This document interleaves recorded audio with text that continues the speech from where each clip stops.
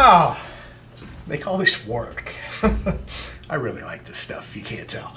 So, what the hell is going on? What was that? Well, if you noticed, I went ahead and gave my imaginary friend the hit and ran him down, gapped him, was running away. All of a sudden, the dyno just stopped. Big orange thing. No, wait, stop, no. You've broken 200 miles an hour, and it just shuts off the run and won't even let me see how much power we made. The run previous to that, luckily, I chopped the gas a little early, so if you want to check it out, 207.9, damn near 208 horsepower, and 198.77, and I got out of the gas early. So, what happened to this thing? I can tell you what, we've been working on it heavily, mostly with product development. I've got to give credit where credit is due. We've been working, I made a new friend, Brendan Griffin from Bren Tuning, and he's been pointing me towards the de-restriction required so that all of our cool parts, our CT exhaust, our Sprint filter, our Allison oil, our ceramic wheel bearings, all of these things, we can optimize them because now the bike isn't throwing the brakes on and harshing our fun. So the question is, how did we get here and what all did it take? And we're going to explain that right after this. Hey everybody, we're back and we have a special guest for you. Now, in a perfect world where it's not springtime in the motorcycle industry, we have a gentleman who was going to come down all the way from the Massachusetts area to show us how to do this in person, but since it's springtime in the motorcycle and car world and race world, we just didn't have time. Our schedules collided, but we're going to give you the next best thing. Mr. Brendan Griffin from Bren Tuning. We have the elusive Brendan Griffin, I guess you would say. I don't remember seeing you very much on video myself at all. I hear you with your instructional videos, which are very good, by the way. But thank you. The only person that can do it is a 650 E will twist my arm and show up at my doorstep. Oh yeah. He just sort of shows up, right? You don't get a choice. Eve's a good dude. So. When we broke last time, I told you we were going to sort of figure out what was going on because the bike, I mean, I'm not going to mess with all the stock stuff. You guys, if you saw our clutch video, you know how much the bike made stock. So I want to concentrate on, we bolted on a pipe, we put our Sprint filter in, we got some ceramic wheel bearings. We really don't have a lot of changes to the bike, but all of a sudden we're getting these really nice power gains. And Brendan, if you could just sort of explain a little bit. I had tested the bike in third gear early, and wow, that you get this big giant dip. I'll try and pull that up while we're speaking. But so how do you get that out? I've shown him how to do it on the Japanese bikes. We just go 1-to-1 throttle and life is good. These bikes are a little more complicated. It's like a European car, so the throttle twist has a torque limiter on top of it that will only allow maximum twist based off what this table dictates. So BMW used this table to do per gear limiters versus the European spec, and also in the US models they have this new torque optimization where they've essentially made it just like the Japanese bikes. So you have a little bit of mid-range back, but then you lose up top. So they're using this one table to kind of dictate the fly-by-wire and target torque. So that's the number one thing to obviously change to get rid of that bottom end restriction. So it's it's very similar to what you're used to. It's just in German speak. Right. Pulling X amount of newtons out of it, right? Yes. Which turns into big horsepower. Let me pull this up. Well, I've always said, the Japanese bikes, they're stupid. They're just running off a base map. The only time they tune themselves is for emissions and the cruising range. The BMWs and the European stuff, though, they're doing it a little bit different. It's a lot more like a car, a lot more advanced. Can you maybe, because when we were putting the pipe on, you've got two narrowband sensors, you got two wideband sensors. It looks like we went ahead and made a spot in case you wanted to put another wideband in there when we were making the pipe. And I think at your suggestion, you suggested even another 18 millimeter bung for testing. So how once all that data comes in, how can you use that to make an air fuel? Quite frankly, the only people I know that make air fuels that straight, I'm not trying to brag, is me. Well, that's the ultimate compliment. So yesterday when I sent you the file, I said, "This is what everyone else gets. Tell me if you don't do or don't like it." You know, so nothing special. We didn't get the special Brock map, nothing like that. We just start from here and then and build from that, right? Exactly. So what we tried to do is, understand the logic. We worked from engineer level information to be able to make and understand why each sensor does what it does. A lot of people that do German stuff or Italian stuff, they kind of guess or they nudge, and it's because it's not public knowledge, and that's kind of what separates the men from the boys. So when you understand everything that's going on, you can clearly manipulate it the way you want it to work. So it's a decent amount of understanding, and out of the box when we tune these bikes, we kind of made an open loop map until we understand how to really what the wide bands are doing, where they're not working, how to control them, etc. But because of this, it takes out the whole idea of custom tuning. It takes out the whole idea of different fuels, different elevations, different environments. And quite frankly, Brendan, I'm still trying to wrap my mind around that, because for you guys, we started off with Shell 93, went in, made some really good horsepower. And so I get with Brendan, I said, hey, send me an MR12 map. He's like, well, you got it. What do you mean you got it? Just dump it in, it'll know, and it'll make power. And you guys just saw, 207 horsepower, and we haven't done any kind of custom tuning or tweaking or anything on this bike for it to throw down numbers like that. Really, within, what do we got? 25 dyno pulls total. On some of the other bikes, we have hundreds and hundreds of dyno pulls and can't get that kind of power. So obviously, this is a step in the right direction, and I've been doing this long enough to realize that you don't just get results like this. You've worked very hard for us to be able to plug this in, get those results, and have a bike that's really, this thing's fast. There's no doubt about it. Will we be able to drag race it? This is our buddy Tauncey's bike, and Shayne Proctor is going to ride it in the Super Stock class. A short BMW typically doesn't do very well, but I'm going to go ahead and bet that if anybody can get it down the track, it's us, and we got plenty of power. I've gotten BMWs down the track before, even stock wheelbase. So anyway, Brendan, I pulled up this chart. I'm gonna go ahead and flip you around. Sure thing. And guys, if you want to look at this, from 75 horsepower to 117, and the bike's seriously restricted, basically in what, second, third? It's second, third, fourth, and fifth. The only time it's wide open is sixth gear. Okay. So the joke is, if you did a roll-on race with a 600 in second gear, you would lose. You can basically shift up each gear at the same RPM and get more power. Sorry, I'm trying to multitask here, and I'm just not any good at it. I want you to see something else, and Brendan had mentioned this to me while we were on the phone. I want you to look at how straight, I just brought the torque curve in here. I want you to look at how straight this torque curve is. We're at 80 foot-pounds. Let me give you some RPM here. Sorry, guys, we're doing the best we can. There we go.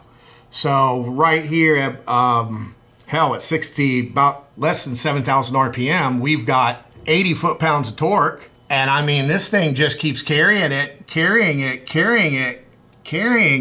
And it starts nosing over a little, but we're looking at almost 15,000 RPMs, and it is staying flat up to 13.5 now. Which is awesome. I don't know many other meter bike motors that can do that. No, I don't. Without displacement.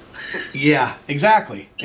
So you were telling me a little bit about the 2020 BMW engine and why you can see this nice flat torque. Can you elaborate that a little bit for me? Sure. Essentially has an adjustable shift cam, so it's got a low and a high profile, and you can actually. And you're talking about variable valve timing, correct? This has like a different. It's not like a fixed variable valve time. It's basically like a low and a high low. Oh. So it's not like it's a little different than like the GSX-R. So yeah, that's what they have like a variable valve timing Dyno system for the cars that they've had since the 2000s. But this is like a, low cam, high cam. So essentially 2 camshafts in one.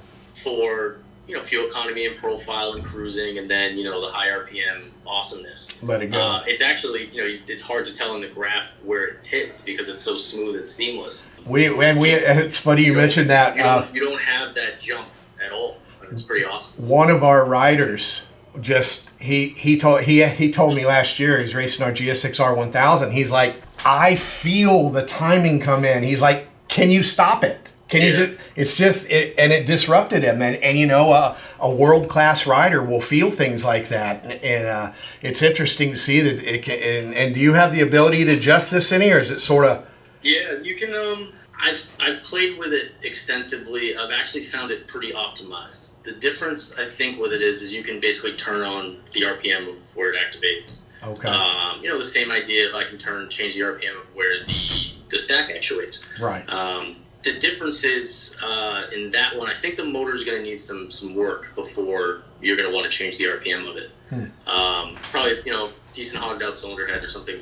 You're going to find gains there. But I've moved it around a little bit, haven't found a ton, but I plan to revisit it when we learn more about this M1000RR motor and what they've done to make more factory power. I'm going to take what I know from that bike that we've ordered and apply it to this bike. And just real quickly, I mean, just off the top of your head, what are the difference between the M and this model? Obviously, the airbox. Sure, it's got shorter funnels. It has basically the same compression but much lighter internals. If you rev that motor, you would think it is 2 different engines. Everything's titanium. It's got a little port in the cylinder head. A little more aggressive tuning. They've played with the knock control a little bit. Just the free horsepower stuff. But they've allowed it to rev to about 15.2, 15.3. So if it's doing that stock, it's capable of a little bit more. Sure. I got to tell you, I'm really impressed with the curve here at 15,000. You're just not going to find that. Even some of the Japanese bikes, when you try and bump it up there, you can tell all hell's it's not happy. It's not happy. It's really straining, and I mean, I'll even wince every once, like, damn, I hope this thing can make it. So anyway, well, hopefully we can get back to this a little bit more. I don't want to run too long on this particular video, and we are running short on time. I got to load this thing up in the trailer tomorrow to go racing, and I got work to do. So Brendan, you had sent me over another map. Yes. Where we're trying to bump this. We're drag racers. We need as much power as we can get. Maybe give me a little idea of what you've done there, and what kind of results you expect to see. So what I did is I sandbagged you a little bit. I know you have a 93 shell, but I gave essentially the 91 map, the map that I know can run well on California ACN 91, which is really 491. So we just made 207 horsepower with your little soft map. Yeah, so the difference is... I like that. The BMW has basically multiple ignition tables based off ignition correction feedback, right? So if it's pulling 2 or 3 degrees, it'll basically bump itself down into multiple tables. Most bikes have like a low and high octane. There's like, a fail-safe map in case somebody puts some junk in it, right? Right. BMW has many. They have like mid, high, super low. I mean, it's good for pain control because it's German. Somebody's girlfriend could put 87 in, a bike that was tuned for 100 into the BMW will last. Or some diesel. The the piston, and I'm sure you've seen what happens when people put 87 in an H2 and put a clutched gear on it. Yeah, exactly. It's a wrap. So it's set up kind of like a car. So essentially, we can set low, mid, and high, and you don't want to put the mid map too high where it's constantly struggling. So I essentially gave you one that will work on all fuels, but when I have a person that's doing 93 or MR12 and some racing, I can set those limiters a little higher. So the base ignition when you turn the key is set 2.5, 3 over what you currently have. That your 207 map is actually retarded ignition of 3 degrees and higher RPM. So you'll find a lot of BMWs are almost a little bit over advanced when they have a pipe in them. Yeah. So when I see these, let's just say clowns who tune these and they add 6 degrees to every map, bike's actually going slower. Yeah. Well, and MR12 too. Tell you that, you know. No, and MR12 being an oxygenated fuel, typically we'll pull a little timing out before we put any in. But I don't. That's compared to our baseline, so I don't know whether that base was so far back that we're going to see a gain with the MR12. Sounds like you believe we are. You've got more experience with it than we do with this particular bike for sure. So, I've tested both these maps with the Draggy, and I know what they're capable of. It's just, you know, what we do is we do a lot of remote mapping, right? So I can't put every bike on kill. I'd have a terrible reputation. So I think, you know, I've been around the block long enough that people know when they buy a product from us, it doesn't break the bike. Yeah, you get performance, but you're not going to get the leanest day of far. You're not going to get every degree of time. And you're not going to get a reckless RPM limit. You're going to get what we know is safe. But in the case of Tauncey, great guy, we're going to give him every piece of sauce. He's going to go down the track with it. This is it may just be stock wheelbase drag racing, but it's national level drag racing. And you know, the champion last year, David Fondon, who was racing as the X10 under the Brock's Performance banner, he came from Puerto Rico every single race just to race. And I mean, the slow guys don't show up at this stuff. So the difference between, you know, we talk about tenths, right? This is a sport of tenths. Half a tenth, 1/10 last year would have been the difference between the #1 qualifier and the second half of the pack. I mean, it is really, really, really tight. So we're trying to squeeze every hundredth, every thousandth, and every quarter of a mile an hour out of these things. So it'll be interesting to see what happens. I know the power's there. It'll be interesting to see how Shayne can ride it, you know, with how the BMW works versus Japanese bikes. I have faith. What we're going to do, Brendan, I'll go ahead and make these changes, and you and I will stay back in touch. For you guys, I'm just going to give you a wrap up after we've done other things, so we don't end up with another exceptionally long, wordy video. So, Brendan, thank you. Really appreciate you getting online with us here and giving us some of your knowledge. It's a whole different game, guys. And one of the things that I think we all need to remember is with Euro 5 coming in and emissions regulations are only going to get tighter. Do you see them loosening emissions regulations anytime soon, Brendan? No, it's going to go in the wayside of quieter bikes, bigger cans. The difference is you have people like Ducati who have made exceptionally powerful engines with everything intact. So I think the manufacturers are going to have to step their game up and do variable valve timing, you know, direct injection, wide bands, you know, all the stuff that cars have. Exactly. To make this extra power. So. And when they do the extra things that cars do, it just makes it more and more difficult for us. But thank goodness we have someone like you that can get one of these off the showroom floor and race ready. This has been really painless, Brendan. I'm happy. I'm happy it was that way. Great job. I didn't tell you anything and let you work through it all yourself. So. I tried not to ask him any questions. You know, he's a busy man. I'm a busy man. I got online, watched his videos. I'm like, wow, this don't sound so bad. So awesome. Once again, asking me why was it so easy? It's, you know, you got to make it. The work was done. All right. Well, guys, I'm Brock from Brock's Performance. You're either going to see me next with this thing making really big power, or you're going to see me next in the trailer heading to the race, and we'll check the big power there. Depends on time. Anyway, tick-tock. Till next time, we'll see you then. Thanks, Brendan. Thank you. Take care.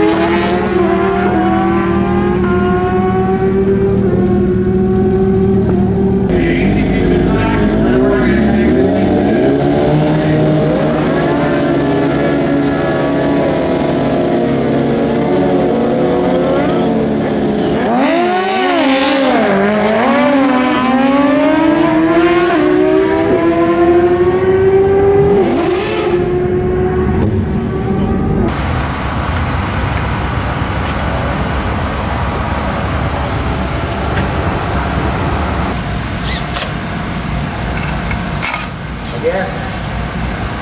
Everybody, all dump cars move to out of lane 4, please. To go all.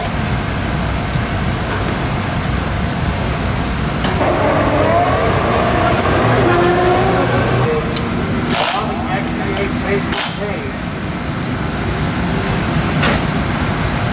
Seems like the perfect torque spec, doesn't it?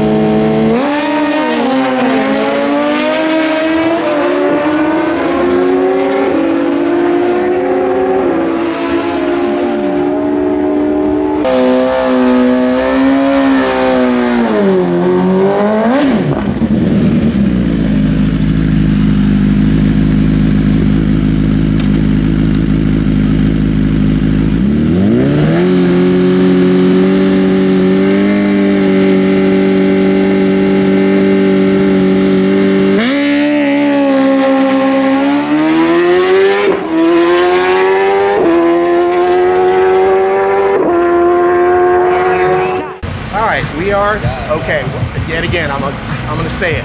We cheated. We put national champion, our friend David Fondon from Puerto Rico, on this bike just to see what's going on. David has more laps on a stock wheelbase bike than anybody here, I would imagine. And pretty good pass. Yeah, it's not. It started to wheelie. Yeah, it's a good bike. I believe she tried to wheelie a little bit. Left nice and smooth. The second gear, you go wheelie again. Yeah. And he had to dump shift. Yes, it's very good. Very good. I don't know if you guys can see the ticket. Only 3 passes. 3 passes, 872, 164.31. Now, it's late, it's Friday night, it's cold. He hot lapped this bike. One of the passes previous. 3 passes. Hold on, I'll get it. I hate this live stuff. All right, so one pass previous where it had a little bit of a problem, but the bike ran 168.3 miles per hour. So you could see where that little blip cost him 4 or 5 miles an hour. Plus, I'm sure the clutch is hot. How fast? Set up with some adjustments. You asked me around 65, 864, 62. I don't know. He's fast bike. 65, 64. Yeah, it's a fast bike. Yeah. What did you say when we were up in the staging range? I need a long bike. Puts me on long. He wasn't making long. He said if the bike was 146, he's selling his bike. Yeah, 146 on this bike, maybe around 58, 59. And this is our first time out with the 2020 BMW. We got to thank Brendan Griffin from Bren Tuning. The bike is fast. It's fast. Very, very fast. Yes, sir. We just have to figure out how to control it. We have to figure out how to ride it. And hopefully we can get you on it some more this weekend. I try, but amazing work, my friend. Yes, Thank sir. you. Thanks, sir. All right, guys. We'll see you then. Thanks.